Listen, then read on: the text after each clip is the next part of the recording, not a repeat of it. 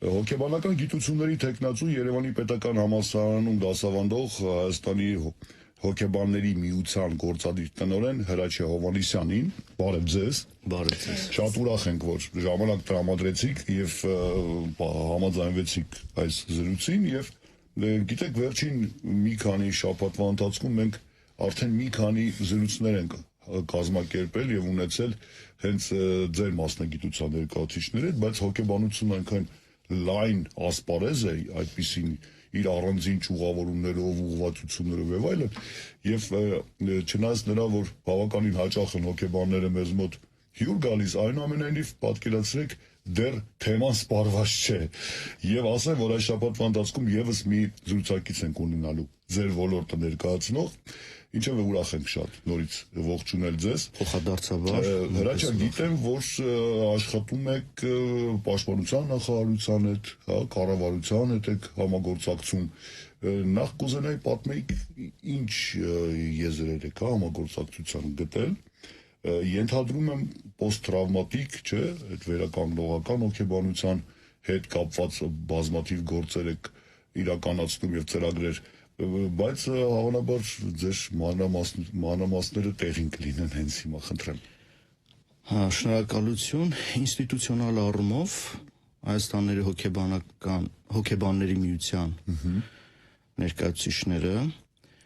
23 թվականին հիմնադրելով կազմակերպությունը առաքելություններից մեկը եղավ պետական կառույցների հետ համագործակցությունը, միավորելով բավականին լայն ընդգրկուն հոգեբանական կենտրոններ, բուհեր, անհատներ, մենք փորձում ենք միավորել, համատեղել ուժերը, ռեսուրսները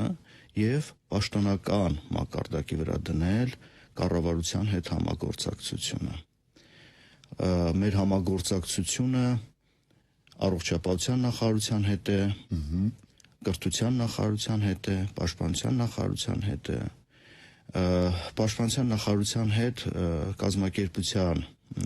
հարաբերությունները ել ավելի սերտացան պատերազմից հետո, մինչ այդ բուհական եւ տարբեր կենտրոնների խմբերի մակարդակով ենք համագործակցում, բայց սկսած 22 թվականից, երբ արդեն հիմնադրվում էր կազմակերպությունը եւ ավելի պաշտոնապես 23 թվականից արդեն մենք համագործակցում ենք ինստիտուցիոնալ մակարդակով։ Առաքելության մեջ մտնում են թե օրենսդրական հարցերը, թե հոգեբանների դերն ու ֆունկցիան Հայաստանում, թե հավաստագրման, լիցենզավորման հարցերը, ավելի արդյունավետ կազմակերպելու Հայաստանում հոգեբանների գործունեությունը եւ էլի կրթական, թերապևտիկ եւ այլ կազմակերպչական հարցերով նույնպես զբաղվում է Հայաստանի հոգեբանների միությունը։ Ձեզ գոհացնում է այդ համագործակցությունը որպես հոգեբանի։ Այո, հաշվի առնելով նաև, որ ինստիտուցիոնալ մակարդակով դարձյալ շեշտում եմ առաջին անգամ է եւ սկիզբն ենք, փորձառության հարց կա նաև երկու ստեկ եւ կարծում եմ, որ սկզբի համար բավականին բարձր մակարդակով է տեղի ունենում դա։ Հրաչյա, զորամասերին կից լինում են հոգեբաններ սովորաբար։ Ես գիտեմ, որ նման պրակտիկա օրինակ Ամերիկայի Միացյալ Նահանգների բանակում կա, Հայաստանի բանակում մեր հայոց բանակում կա նման պրակտիկա, հոգեբանների աշխատանքը մշտական սկզբունքով, այո, հաստիկներ կան։ Հաստիկը դեռ չի նշանակում, որ բոլոր եւ հոգեբաններ էլ կան, իհարկե ոչ բոլոր զորամասերն են այսպես իմ իմանալով հագեցած հոգեբան մասնագետներով, բայց շատ տեղերում կան։ Ինչը կարող էր նաև շատ ինքնասպանություններից եւ պրոբլեմատիկ իրավիճակներից, ասեմ, որ պրոբլեմը միայն այն չի, որ պաշտպանության նախարարությունը այս կամ այն ձև է կազմակերպում, պրոբլեմը նաև այն է, որ մենք էլ համապատասխան մասնագետների քանակի խնդիր ունենք եւ նաև ցանկացողների խնդիր եւ բոլորին էլ հայտնի է, որ բուհերն ավարտում են հոգեբանության մասնագիտությամբ մեծամասամբ աղջիկները, տղաներ քիչ ունենք, նաև օբյեկտիվ պատճառներ կան էլի հոգեբանների հագեցվածությամբ ուժային կառույցներում, բայց կամաց տեղաշարժ դրական է, աստիճանաբար մենք տեսնում ենք լավ փոփոխություն։ Այսինքն ռեսուրսի պակաս կա։ Ռեսուրսի պակաս էլ կա, հա։ Պարոն Հովհաննիսյան, մի հարցի եմ ուզում անդրադառնալ, որը կարծես ձեր ուսումնասիրության առանցքներից մեկն է։ Բոլորս գոնե մեկ անգամ այս ֆրազը լսել ենք՝ ապրիր ներկայով։ Կյանքը այստեղ է եւ հիմա, ապագան քոնը չէ, անցյալը դե անցյալ է, այնտեղ ոչինչ չես կարող փոխել։ Ես ուզում եմ, որ այս դիտարկումը մենք տրանսֆորմացնենք մեր հայրենակիցների վրա, Արցախից Հայաստան ներգաղթած մեր հայրենակիցների, ում համար անցյալը այսօր շարունակական ներկա է։ Եվ թողնել անցյալը որպես դե արդեն ոչինչ չես կարող փոխել, ապրեք այսօր բան։ Անցյալը ինչպես է անդրադառնում ներկայում եւ ինչ մեթոդներ կան վերապրելու եւ անցյալի հուշերը անցյալում թողնելու եւ արդյոք պետք է թողնել, թե պետք է դրանց հետ աշխատել, այլ մի փոքր անցյալ ներկա եւ դեպի ապագա տանող այդ գործընթացը։ Դե տեսեք, անցյալի իրադարձությունների առումով պատմագրական կամ ժամանակագրական առումով մի բան է, բայց ապրման կամ վերապրման առումով լրիվ ուրիշ։ Այսինքն անցյալը, թե ապագան միշտ ներկա են մարդու հոգեկանում, որովհետև մարդու գիտակցությունը իմի է բերում անցյալի իրադարձություններն ու ապրումները, ինչպես նաև երևակայորեն ստեղծած ապագայի պատկերները իմի է բերում։ Մեր գլխուղեղը ժամանակի զգացողություն չունի, ընդհանրապես զգացողություններ չունի։ Գլխուղեղի համար միևնույն բանն է, ներկա է, անցյալ է, ապագա է, երևակայական է, երազ է, իրականություն է, գլխուղեղի համար նշանակություն չունի նեյրոնային ցանցերի համար։ Այդ դեպքում մարդը ինչպես է տարբերակում այդ ժամանակները։ Հետաքրքիր միտք եք ասում, գիտակցության շնորհիվ, որի ֆունկցիաներից մեկն է տարանջատել ժամանակը, տարածությունը, դեպքերի իրադարձությունների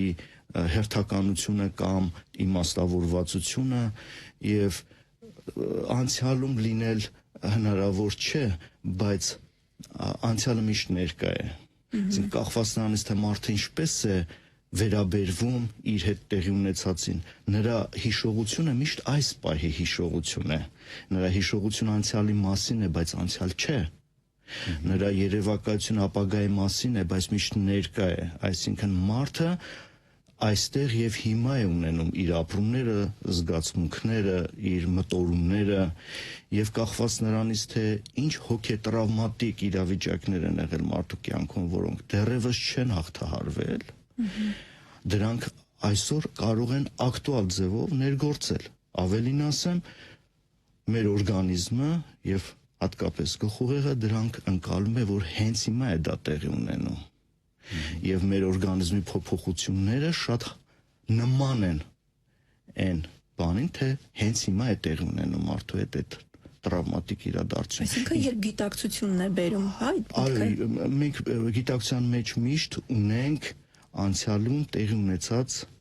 իրադարձությունների հետքերը։ Ճիշտ է, դրանք հիմնականում ենթագիտակցորեն են մնում, պահպանվում, բայց չհաղթահարվածության դեպքում, հոգեբանական չհաղթահարվածության դեպքում դրանք ժամանակ առ ժամանակ ջրերս են դուրս գալիս տարբեր տրիգերներով, տարբեր առիթներով, հաճախ մարդը կարող ամբողջովին չգիտակցել ինչ է տեղի ունեցած, մնացորդային ապրումների ձևով, այդ պահի տրամադրություններով կամ միջավայրային կոնտեքստով կարող է մեկնաբանվել նաև իր զգացմունքները եւ ամեն անգամ ինչ որ բան հիշելուց միշտ ինչ որ բան փոխվում է։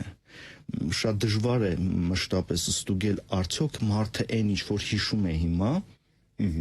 ամբողջովին նույնն է ինչ որ տեղի է ունեցել։ Դեժավյու, ժամևու տարբեր տեսակի բաներ կան։ Բացի հոգեկան խանգարումներից, որ դրանք ավելի շատ այո, դրանք ավելի շատ հիշողության խանգարումներն են վերաբերում, բայց նույնիսկ եթե հիշողության խանգարումներ չկան, մարդը ամեն անգամ նույն նյութը հիշելիս միշտ ինչ որ դետալային բաներ փոխված է հիշում, կախված այս պահի իր վիճակի, մտորումների, սպասումների, հարաբերությունների։ Ինչպես եք բացատրում այդ երևույթ, ունեք ինչու է հիշողությունը մեզ հետ հաճախ այդպիսի չարկատակներ անում, մենք կարող ենք մխրճված է մեր հիշողության մեջ 20 տարանի ինչ որ մի քաղաքական գործ չի անում, հա, Այո, որը որ կյանքում մեզ պետք չի, չգիտես ինչու, բայց դժվարությամբ են կարողանում հիշել, օրինակ 3 չառաջուր ինչ են կերել նախաճաշի։ Տեսեք, հենց այդ է ամբողջ հարցը, որ դուք ասում եք, մեզ կարողա պետք չի, բայց մեր օրգանիզմը, մեր ենթագիտակցականը, մեր ուղեղը շատ ավելի լավ գիտեն, թե իրան ինչ է պետք, իր կարիքներից, պահանջմունքներից ելնելով, ու երբ որ մենք որոշում ենք, որ ինչ-որ բան մեզ պետք է թե պետք չի, դա մեր գիտակցությամբ ենք անում, բայց արյուտես, որ գիտակցության ծավալները համեմատած չգիտակցվածության հետ շատ ավելի փոքր են,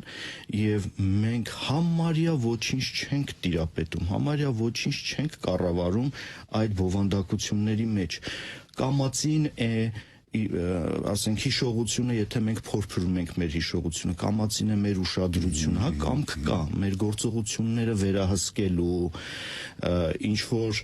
ռեֆլեքսիաներ ունենալու եւ այլն, բայց այդ ամեն ինչը մեկ է, ներքին կարիքի հաշվին է ձևավորվում, ու եթե մեզանից կախված լիներ, ապա մենք կորոշենք ինչը հիշենք, ինչ չհիշենք, բայց բարձվում է այդքան էլ մեր գիտակցությամբ եսը չի որոշում, եսը միայն մասնակցում է, գիտակցում է եւ փորձում է համադրել եւ հարմարվել այդ ինֆորմացիոն միջավայրը, այդ ինֆորմացիոն միջավայրն էլ կարող է լինել այս պահի ընկալման միջավայրը, կարող է լինել հիշողության բովանդակությունը։ Ասացիք, որ ներողություն, պետք է տրավմաների հետ աշխատել։ Բոլոր դեպքերում պետք է դիմել մասնագետի, թե մարդը ինքը կարող է հաղթահարել։ Ես այսպես ուզում եմ սահուն անցնել ձեր մեկ ուրիշ թիրախային թեմաներից մեկին, դա ինքնաներշնչումն է։ Մարդը, գիտակից մարդը, որը ակնհայտ չունի հոգեկան խանգարումներ, ի վիճակի է հաղթահարել տրավման, ստրեսը, դեպրեսիան եւ մնացած բոլոր ամբողջ ներկա բնակը հոգեկան հիվանդությունների, հոգեբանական գուցե վիճակների, թե մասնագետի միջամտությունը պարտադիր է։ Սկզբունքորեն հնարավոր է, ինչպես որ մեր օրգանիզմում ցանկացած վնասվածք, վերք, ֆունկցիոնալ շեղում հակված է ինքնաբերաբար ապաքինվելու, նույն կերպ նաև կարող են հոգեբանական այդ տրավմաները ապաքինվել, սակայն դա պահանջում է ժամանակ եւ մարդու կյանքը չի դրվում դադարի մեջ, հա, պաուզա չի տրվում մինչև դա, այնտեղ նոր բաներ են առաջանում, խառնվում են դրա հետ եւ դրա ներքո են տեղի ունենում, ուստի շատ հաճախ մարդիկ ինքնուրույն չեն կարողանում որոշակի ժամանակահատվածում ինչ որ իրենց պետք է, հա, կյանքը ավելի հարմարված դասավորելու համար, ուղղակի չեն հասցնում հաճախ լիարժեք հաղթահարել, դրա համար խորհուրդ է տրվում դիմել մասնագետների, հոգեբան, հոգեթերապևտների, որպեսզի առաջին հերթին այդ ժամանակը կրճատվի անգամներով, որ հետո մարդը կարողանա իր բնականon կյանք անցնելով նոր ինֆորմացիաները, նոր տրավմաները, նոր հարաբերությունները չխառնվեն այդ հինի հետ եւ չփչացնեն ընդհանուր իրենց հարաբերությունները։ Իհարկե, մարդը սկզբունքորեն կարող է ինքնուրույն հաղթահարել, բայց ավելի հաճախ դրանք ցավացնող կողմեր են եւ սուբյեկտիվության տարը շատ մեծ է, որ մարդը ցավ է զգում, տառապանք է զգում, այդ խողովակի միջով է նայում ամեն ինչին եւ նոր ստացած բաներն էլ են դրա սև երանգներ ստանում, հասկանալի։ Հրաչակ, ասեք խնդրեմ, կա արդյոք այսօր հոգեբանության, հա, մասնագետների զինանոցում մեթոդներ, ինչպես կարելի է ջնջել վատ հիշողությունները։ Օրինակ, պարզել դա դեղորայքով, միգուցե կամ ինչ-որ բուժական ծրագրերի միջոցով, բայց այնուամենայնիվ կա այդպիսի տարբերակ։ Այո, ինչ-որ բաներ կան, ջնջեն։ հա, ինչ-որ բաներ կան։ Հետո լավն էլ ջնջի։ Դուք ճիշտ եք ասում։ Իհարկե ջնջել մեխանիկորեն ասած այդքան էլ համապատասխան համահուչ չի լինի, ջնջել ավելի շատ կնշանակի այնպիսի վերաբերմունք ձևավորել, որ հուզականորեն այդ ինֆորմացիաները չանդրադառնան մարդու առողջական վիճակի եւ առօրյա գործընթացների վրա։ Իհարկե մեթոդներ կան դետալային փոփոխությունների, ներշնչանքային եղանակներով, վիզուալիզացիոն ճանապարհով, նեյրոլինգվիստիկ ծրագրավորման միջոցով, որոշակի հիպնոտեխնիկական միջոցներով, նարատիվ հոգեթերապիայի միջոցով, պատմողական խոսույթային, երբ որ մարդը պատմելով իր խնդրեմը եւ մասնագետի օգնությամբ դետալային համ դուրս հանել, համ էլ դետալային փոփոխություններ մտցնելով այդ պատմության մեջ, նաեւ վերաբերմունք փոխելով այդ իրադարձությունների նկատմամբ հնարավոր է, որ որոշ խանգարող, ցավացնող դետալներ ուղղակի վերանան եւ ընդհանուր իրադարձությունը դիտարկվի լրիվ այլ տեսանկյունից։ Ամբողջովին ջնջել չկա, երևի պետք էլ չի, ինչպես ասում են, մարդու փորձը ավելի շատ իր բացասական հիշողությունների մեջ է, քան դրական, եթե մենք անգամ տեսականորեն ստացվի ջնջել վատ հիշողությունները, մարդու ուղղակի կզրկվի իր անձնական փորձից։ Բայց կարող էր միտեղ երաժշտություն լսել կամ ինչ-որ անգամ բույր զգալ կամ մի պատկեր տեսնի եւ դա նորից արթնացնի իր մեջ։ Հիշողություն անպայման կգա։ Արթնացնելը լավ բան է, արթնանալը վատ բան չէ։ Պարզապես, թե ինչն է հետևանք ունենում այդ արթնացման մեջ։ Պետք է չի դիտարկել այն տեսանկյունից, որ մարդը երբևէ չպետք է ունենա վատ զգացողություն, վատ հիշողություն։ Ժամանակ չի գնահատի լավ, իհարկե, այդ ամեն ինչը մարդկային է, բոլորս էլ ունենք դրական, բացասական վերաբերմունքներ, ուզեր, կյանքը լեցուն է գունագեղությամբ ու մեկերից ու զրոներից չի կազմված, սևից ու սպիտակից չի կազմված։ Մենք ապրում ենք որոշակի սպեկտրներում, դրա մեջ հարկավոր են նաև դժվարությունները,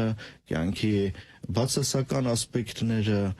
հոգեբանները, հոգեթերապևտները աշխատում են, որպեսզի սահմանային վիճակներից փրկեն մարդկանց, ոչ թե որ ընդհանրապես մարդիկ չունենան որևէ բացասական զգացողություն։ Դե հա, առանց դրա չի կարող, ամեն ժամատության մեջ է, եթե չլինի այդպիսի, չգիտեմ, տաճ պատմություններ, չես գնահատի լավը։ Իհարկե։ Եվ լիարժեք հարատև մշտական երջանիկ մարդիկ էլ երևի չկան, ինձ թվում է, հա։ Դրան միշտ ուրիշ բառ է, չէ՞, ամրացում երջանիկ։ Դե հա, հրաչյա, ասացեք խնդրեմ, մարդկանց հաճախ տանջում են անցյալում կատարված սխալները, ափսոսանք կա, այ ինչու այդպես արեցի, չէ՞, ինքնախարազանում։ Կամ չարեցի։ Իրենք իրենց մտքի մեջ, հա, այսպես ուտում են, այսպես ասում են, այդ չպետք է դա անել, եթե դա արեցի, դրա համար էլ հիմա այսպես է։ Շատ հաճախ անցյալում կատարված սխալները պրոյեկցում են իրենց ներկայի վրա եւ դրա հետ չերևացող լավ ապագան են կապում։ Պատկերացրեք, այդպեսի շատ տարածված երևույթ է։ Հիմա հոգեբանությունը իզորու է այդ խնդիրը լուծել, հա, որ այդ անցյալում արված սխալները վերջը չտանջեն ձեզ ներկայում եւ իհարկե հիմնական պատճառը կամ հիմնական պատճառներից մեկը այն է, որ մարդու մեջ ներհոգեկան, հա, այսպես աշխարհում կիսատություն է պահպանվում, կիսատության զգացողությունը, անավարտության զգացողությունն է, որ անընդհատ ավտոմատ այդ մտքերը շարունակել է տալիս, այսինքն մարդու համար դեռ շարունակվում է այդ իրադարձությունը, չբավարարվածությունը, չփակվածությունը այդ պատկերի ու մարդը անընդհատ ավտոմատ փորձում է նորից որոշում ընդունել, սակայն պետք է մարդիկ հաշտվեն այդ մտքի հետ, որ ինչ որ բան արդեն տեղի է ունեցել, նաև եթե պետք է հոգեբանների աջակցությամբ ու հասկանանք, որ ճիշտ ընտրությունը որոշվում է հետո, նախապես մարդը չի կարող իմանալ իր ընտրությունը ճիշտ է, թե սխալ։ Մենք միշտ կատարում ենք պարզապես ընտրություն, ոչ թե մենք կատարում ենք ճիշտ կամ սխալ ընտրություն, մենք պարզապես ընտրություն ենք կատարում եւ ճակերտավոր ասած վայելում ենք հետևանքները։ Այ հետևանքներում նոր մարդը գիտակցում է իր ընտրության ճիշտ սխալ լինելը եւ մտքով անընդհատ փորձում է ուղղել։ Եթե մարդը ընդունի, որ իր ընտրությունը արդեն կատարված է եւ հետևանքները արդեն հասանած են, արդեն պետք է աշխատել վատ հետևանքների վերացման ուղղությամբ եւ նոր ընտրություններում լինել պարզապես ավելի արդյունավետ եւ ակնկալիքները, սպասելիքները չափաբերեն յուրաքանչյուր ընտրությունից առաջ, ինչքան սպասելիքները հատ են, այնքան ավելի մեծ է հիասթափության, ֆրուստրացվածության, ձախողվածության զգացման, էֆեկտի հավանականությունը։ Ամեն մի ընտրության հետևանքներից հետո մարդու համար դաս է լինում նոր ընտրություն կատարելու ժամանակ, իսկ երբ որ ինքը ինչ որ նախնական հոգետրավմատիկ իրավիճակ ունի, պրոբլեմ ունի վերլուծական առումով, անձնական չբավարարվածության կամ ոչ հասունության պատճառով իր մեջ դեռևս մնում են միշտ անցյալի ափսոսանքներ ու ինքը դժվարանում է հաղթահարել դրանք, պարզ է, որ նոր ընտրությունները նույնպես մեծ հավանականությամբ կլինեն նույն հետևանքներով։ Ասեմ ավելին, որ շատ կարճացությունը, երկարատև հոգեբանական խնդիրները, տևական չլուծվածությունը կարող են անդրադառնալ նաև մարդկանց ֆիզիկական առողջության վրա։ Որոշակի ժամանակ հետո դրանք կարող են տարբեր խոցելի տեղերից դուրս գալ եւ մարդը ունենա ֆիզիկական խնդիրներ եւ դա կոչվի փսիխոսոմատիկ ռեակցիա կամ փսիխոսոմատիկ հիվանդություն։ Այն ինչ որ դուք անվանում եք անբացատրելի ցավեր։ Անբացատրելի ցավեր ես չեմ անվանում, անբացատրելի ցավեր անվանվում է բժշկագիտության մեջ, երբ որ Դուք ավելի շատ գիտեք դրանց բացատրությունը։ Այո, հոգեբանական դաշտում դրա բացատրությունը կա փսիխոգեն ֆակտորներով պայմանավորված, հոգեցին գործոններով պայմանավորված, իսկ օրգանական մակարդակում, ֆիզիոլոգիական մակարդակում դրա աղբյուրը չի բացահայտվում հաճախ եւ այդ դեպքերում միայն կոչվում են անբացատրելի ցավեր, որոնք ավելի շատ պայմանավորված են մարդու հոգեվիճակով, ցավի մասին հիշողություններով, մանավանդ երբ որ ինքը երկարատև է տառապել ցավից, կամ հետվիրահատական շրջանում որոշակի ժամանակահատվածում ցավերի արկայության, որը դարձյալ այդքան էլ պայմանավորված չի օրգանականով ու ցավագիտության մեջ ցավի մի շարք տեսակներ կան, մի տեսակի չի ցավը։ Ֆանտոմային ցավերը միայն այո, նաև ֆանտոմային ցավերը գոյություն չունեցող վերջույթի ցավն է զգում։ Այո, դա մի հոգեկանի հետ առնչվող, հոգեկան տառապանքի հետ առնչվող ցավերը, ֆիզիկական ցավերը, որոնք կարող են անգամ տարբեր պատճառներով մարդու գիտակցությանը չհասնեն, բայց ցավը կա օրգանիզմում, կարող է լինել հակառակը, երբ որ զգում է ցավ, բայց դրա ռեցեպտորալ մակարդակում չկա որևէ ազդակ, հա, այսինքն ցավի տարբեր տեսակներ կան եւ մարդը ընդհարվում է, առնչվում է բոլոր ցավերի հետ իր կյանքում։ Հիմա հոգեբաններ ավելի շատ աշխատում են, որպեսզի մարդու տառապանքը պարզապես թեթևացնեն եւ եթե հնարավոր է հաղթահարել այնպես հոգեբանական խնդիրը, որ փսիխոգեն ֆակտորը վերանա եւ մարդու բարեկեցությունը առողջությունը վերականգնվի։ Այսինքն կարելի է ասել, որ եթե մարդը ունի ֆիզիկական կամ օրգանական ցավեր եւ դիմում է դեղորայքային բուժման կամ մինչեւ անգամ վիրահատություն, բայց հաղթահարված չեն հոգեբանական խնդիրները, այսինքն դա անիմաստ է դառնում այդ բուժումը։ Անիմաստ չէ, մասի չեմ համարձակվի ասել անիմաստ, բայց բավականին դժվարացված եւ երկարատև, այո, ծախսատար։ Այդ ծախսատար ասացիք, ես այդ հարցն եմ ուզում ուղղել։ Գիտեք, կա տարածված կարծիք, որ օրինակ նույն Ամերիկայի Միացյալ Նահանգներում լավ են ապրում բժիշկները, հոգեբանները եւ իրավաբանները, չէ՞։ Հայաստանում ինչպես է, չէ՞։ Չէ, թանկ հաճույք է հոգեբանների մոտ, հա, կուրս անցնել, ընդհանրապես մի քիչ գնագոյացումից հասկանանք, Վերջից ասեմ, դա հաճույք չի, որ մի հատ էլ թանկ լինի կամ էժան, եթե հաճույք լիներ, միգուցե մարդիկ ավելի ես հասկացա բավականին, բայց կան նաև մատչելի տարբերակներ, կան տարբերակցիաներ, վճարունակության հետ կապված տարբեր կենտրոններ, տարբեր գնային քաղաքականություններ ունեն, չէ, չի անդրադառնում, որովհետև դա ընդամենը տնտեսական մասն է, գնագոյացման եւ այլն, այտենց պետք չի դրա մասին մտածեն մարդիկ, պետք է պարզապես դիմեն եւ հասկանան մեկ այցելություն է, մասնագետ։ Բերեք չասեմ, մոտավոր շուկայական գները տարբեր են 10,000-ից մինչև 50,000-ի շրջանակներում կա ծառայությունների տեսակներ, որ տարբեր տեսակի ծառայություններ են մատուցվում, բայց թող սա չվախեցնի մեր հանրությանը, մեր հասարակությանը, որովհետև նախ անհատական մոտեցումներ կան եւ երկրորդը այդքան էլ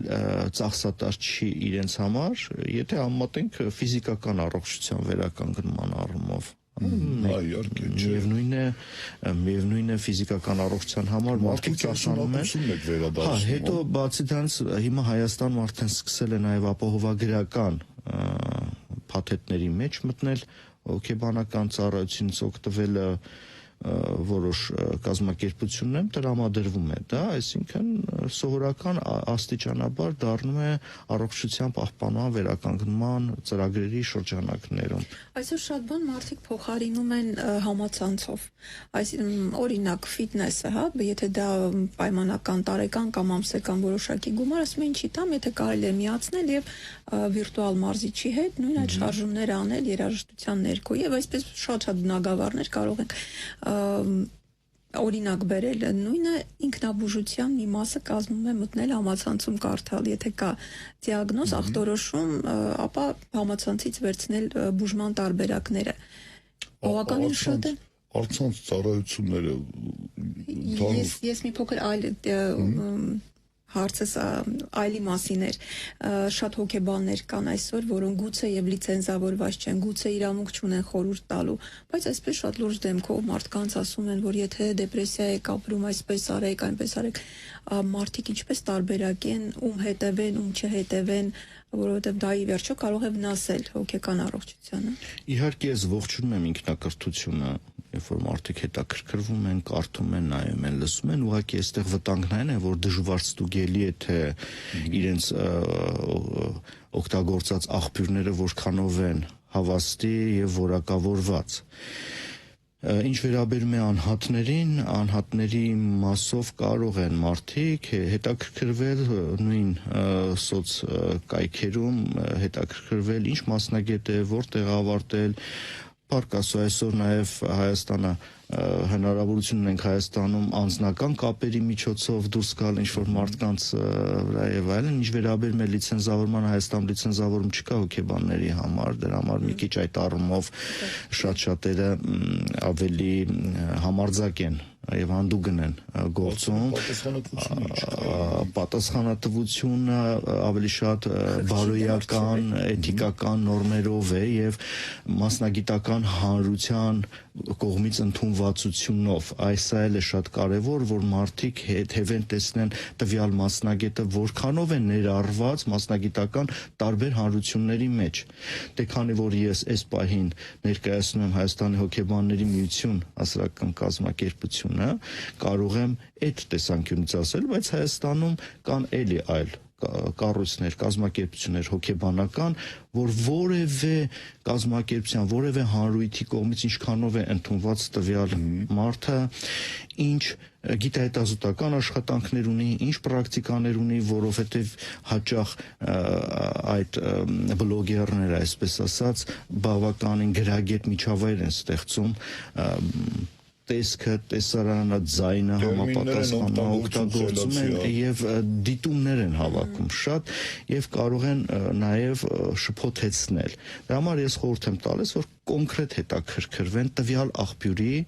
ինֆորմացիայի վերաբերյալ, տվյալ անձի վերաբերյալ, ինչ հանրության մեջ է, ինչ գործնական արդյունքներ ինքը կարող է տալ։ Տեսեք, մեր կազմակերպությունը նաև այդ հարցերով է զբաղվում հոգեբանների որակավորման խնդիրներով մոտ ապագայում եւ ինչպես նաև օրենքի նախագծերի մեջ մասնակցում ենք թե հոգեկան առողջության օրենսդրական բարեփոխումների մեջ, թե բարոյեթիկական կոդեքսի ներմուծման մեջ, որ ավելի վերահսկելի լինի կամ գոնե թե ավելի թափանցիկ լինի մեր հասարակության համար հոգեբանների գործունեությունը։ Պարոն Լովանիսյան, ասացեք խնդրեմ, իսկ կարևոր է հոգեբանի աշխատանքում այսպես լավ համագործակցության եզր չասեմ այդ ուղղակի վիզուալ շփումը, հա, այցելուի հետ, չասեմ հիվանդի, որովհետև կարելի է օրինակ հեռախոսով էլ մարդու հետ չխոսել, կարելի է օրինակ առցանց, Իհարկե, բոլոր տարբերակներն էլ ընդունելի են, բայց ինչքան կանալները շատ լինեն, այնքան ավելի էֆեկտիվ եւ մենք գիտենք, որ վիզուալ կանալը մոտավորապես 75-80% շատ կարևոր ծավալն է ապահովում, բացի դրանից նաեւ մեր տեխնոլոգիայում կա վիզուալ փսիխոդիագնոստիկայի երևույթը, երբ որ մարդու դիմախաղը, շարժու ձևը, ժեստեր, միմիկաներ, շնչառություն եւ այլ Արոգանությունը, խոսելաոճը նշանակություն ունի, որ դիտման ընթացքում թե վիզուալ, թե լսելով ելևէջները հոգեբանը ավելի շատ ինֆորմացիա ստանա տվյալ անձի հոգեվիճակի եւ հակումների, միտումների վերաբերյալ։ Կա առցանց, կա հեռախոսով, կա հեռակա կամ հարց ու պատասխաններ նամակի միջոցով խորհրդատվություն, այդ բոլորը ընդունված տարբերակներ են, տարբեր ֆորմատներ են եւ դրանցից ակնկալիքներն էլ պետք է մի քիչ տարբեր լինեն։ Պարոն Հովհաննիսյան, շատ անկեղծ պատասխան եմ ակնկալում, երբ մարդկանց հետ եք շփվում, հաջողվում է տարբերակել մասնագիտական եւ սովորական ընկալումը մարդկանց, ասացիք շարժու ձևից, միմիկայից, օրինակ մեր հետ զրուցում եք, ամիջապես ֆոտոռոբոտ ստեղծում եք, պայմանական ասած։ Այո, ստեղծում եմ, բայց կխնդրեմ, որ ինչպիսին ենք մենք, պարոն Հովհաննիսյան, հարցը շատ լավ է, շատ լավ է։ Բայց չի խանգարում ձեզ սովորական շփումների մեջ, այսինքն անընդհատ այդ մասնագիտական վերլուծությունը Անընդհատ չի, դա կոնկրետ իմ դեպքում եւ կարծում եմ շատ պրոֆեսիոնալների դեպքում միացնել անջատելով է, չարտիկով։ Երբ որ պետքա միացվում է, երբ որ պետք չի անջատվում է, բայց ամեն դեպքում ինձ ավելի շատ դա օգնում է, քան խանգարում։ Ես մի հարց էլ ունեմ, որովհետև ժամանակը սպառում, եթե թույլ կտաս, Սուսանա, վերջի հարցի իրավունքը որպես կանոն գեղեցիկ սերին են թողնում, ինչպես եւ համեղ պատառը որպես կանոն։ Պարոն Հովհաննիսյան, նախկինում կյանքը այնպես չէ, որ հիմիկվանից թեթև էր։ Ծանր ֆիզիկական աշխատանք, խոսքը գնում օրինակ ընդամենը մի 100 տարի առաջ։ Տեխնոլոգիաները զարգացած չէին, մարդկանց ճնշող մեծամասնությունը հանապազորի հաց հայթայթելու համար ծանր ֆիզիկական աշխատանքով էր տարված եւ այլն, կյանքն էլ հիվանդություններն էին շատ, վտանգներն էին շատ։ Կարծես թե հիմա նույնիսկ այս ծանր աշխարհաքաղաքական զարգացումների պայմաններում մենք ավելի ապահով ենք ապրում թվում է, եւ պիտի այդ հոգեբանական խնդիրները ավելի քիչ արտահայտված լինեն։ Բայց այդ ուտես հակառակը, բոլոր հարցումները ցույց են տալիս, տարեց տարի թիվը մեծանում է։ Դա այդպես է արդյոք, եւ ինչի՞ հետ եք դա կապում։ Օրինակ, ինչն է պատճառը, որ նույնիսկ երիտասարդների շրջանում այսօր խորը ընկճախտ է նկատվում, չէ, դեպրեսիաներ, ապաթիաներ եւ բազմաթիվ այլ տեսակի խնդիրներ։ Այդ ձեր վերլուծությունը կուզենայինք լսել։ Ես համաձայն եմ ձեզ հետ այդ փաստի կապակցությամբ։ Ուրեմն այստեղ մի երկու հատ գործոնի մասին ուղղակի խոսեմ, շատ փորձեմ չտարածեմ, որպեսզի դասախոսության չվերածվի։ Նախ մարդը զբաղմունքի, զբաղվածության, կռվի, պայքարի մեջ չի նկատում այլ թեմաներ եւ ինքը մշտապես գտնվելով զբաղվածության մեջ ժամանակ չի ունենում հաճախ մտածելու մասին։ Իր ինքնազգացողը այստեղից ծակեց ընդեղից տենասես ինչեր բան, հա, հիմնականում մարդիկ դրան անդրադառնում են շատ հաճախ, երբ որ ազատ ժամանակ են ունենում կամ պարապ են լինում, իսկ այսօր տեխնիկան հնարավորություն տալիս է, հա, շատ ժամանակ ունենալ, բայց միևնույն ժամանակ շատ ժամանակ կորցնելը։ Այսինքն ձեր ասած 100 տարի առաջ կամ դրանից առաջ մարդիկ միշտ պայքարի մեջ են եւ դժվար թե դեպրեսիաները այդքան շատ լինեին, հիմնականում դեպրեսիաները եղել են մտավոր գործունեության արվեստագետներ, գիտնական են, որոնք մտավոր աշխատանք են կատարել, միտքն է եղել հիմնական վերլուծությունը եւ այլն։ Դա մի գործոն։ Մյուս գործոնը, որ կուզենայի նշել, դա մեր արխայիկ ուղեղն է, դարձյալ ուղեղին եմ անդրադառնում, այսինքն մեր գլխուղեղը գրեթե չի փոփոխվել մոտավորապես 60,000 տարի։ Նեոկորտեքսը Ընդհանրապես գլխուղեղը։ Հասկացա։ Նեոկորտեքսն էլ հետը շատ չնչին փոփոխություններ է ունեցել մեր գլխուղեղը եւ նրա նախնական ծրագրավորումը, այսպես ասած, պրոգրամաները, հա, գենետիկական մակարդակով, տեսակային մարդու տեսակային մակարդակով համարյա նույն ձև է աշխատում, ինչ որ մեր հեռավոր նախնիների դեպքում։ Հիմա տեսեք, մեր հեռավոր նախնիները ունեցել են շատ վտանգավոր պայմաններ, վնասվելու, ընկնելու, գիշատիչների կողմից հոշոտվելու, իրար դեմ են դուրս եկել, սննդի պակասն է եղել եւ այլն։ Հիվանդությունները, բազմաթիվ վտանգներ։ Մեր ուղեղը դրա մեջ որոշակի հարմարման մեխանիզմներ է մշակել։ Եվ այսօր երբ որ այդքան բանը չկա, հա, այդ աստիճանի չի, ավելի ձեր ասացի պես ապահով ենք համեմատած են ժամանակների, մարդու ուղեղի մեջ ամեն դեպքում պահպանված են այդ ծրագրերը որոնելու վտանգ։ Դրանից կարող է ավելանալ տագնապալիությունը, կասկածամտությունը եւ պատե առիթի դեպքում կարող են պատե առիթներ մարդու հոգեբանական խնդիրներն են, տարբեր անհաջողություններն են կամ ճակերտավոր ասած ավելորդ լրացուցիչ մտորումներն են, պահանջներն են նոր բաների, նորույթի զգացման եւ այլն, այդ ամեն ինչի ներքո կարող է մարդու մեջ առաջանալ